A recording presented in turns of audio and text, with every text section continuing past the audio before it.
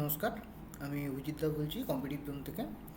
বলছি যে এখন তো চারিদিকে যুদ্ধের আবহ, চারদিকে ভারত পাকিস্তান যুদ্ধ, বিভিন্ন রকম খবর নিউজ সবাই সোশ্যাল মিডিয়া, বিভিন্ন নিউজ পেপার বা নিউজ চ্যানেলে দেখা যাচ্ছে। তো যুদ্ধ তো অবশ্যম্ভাবী ছিল, যেহেতু পহেলগাঁও কাণ্ডর পর একটা ভারতের স্ট্রাইক ব্যাক করা প্রয়োজন ছিল, সেখানে ভারত স্ট্রাইক ব্যাক করেছে। তো এই যুদ্ধ তো চলবে, আর সেই সঙ্গে সঙ্গে আমাদেরও কিছু যুদ্ধ চলছে।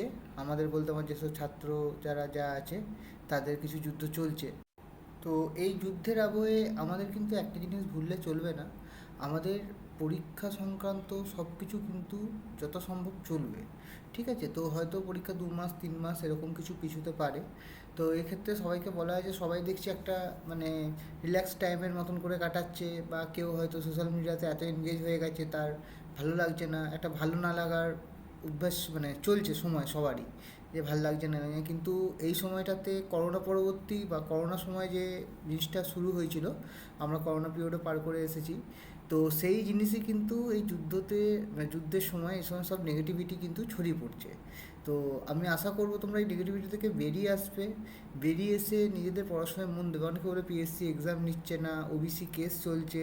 দেখো, এইগুলো কিন্তু সাময়িক। ওবিসি কেস বলো বা পিএসসি রিক্রুটমেন্ট হচ্ছে না, বা ডাব্লিউবিপির এখনও রেজাল্ট আসেনি, ইন্টারভিউ অনেক কিছু বাকি আছে। কিন্তু একটা জিনিস বলা বলছি, প্রাইমারির অনেক আছে।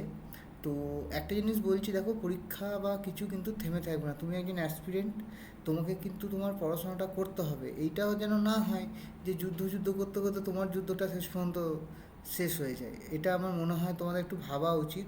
কারণ আমি অনেক ছাত্রছাত্রী যারা পড়তে আসে তাদের মধ্যে কিন্তু দেখতে পাচ্ছি যে তাদের মধ্যে সেই জিনিসটা কিন্তু কাজ করছে। তারা বিভিন্ন রকম নেগেটিভ জিনিসে এফেক্টেড হয়ে থাকছে। তো এটা কিন্তু ভালো জিনিস নয়। এইটাকে দূর করার জন্য যা করতে হয় সেটা করো।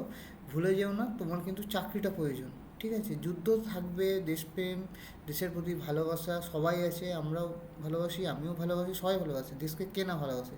কিন্তু তোমার যুদ্ধটা কিন্তু তোমাকে লড়তে হবে, এটা মাথায় রেখো। ঠিক আছে, গুড নাইট। এতটুকুনি তোমাদের মেসেজ দেওয়ার ছিল। Be strong always.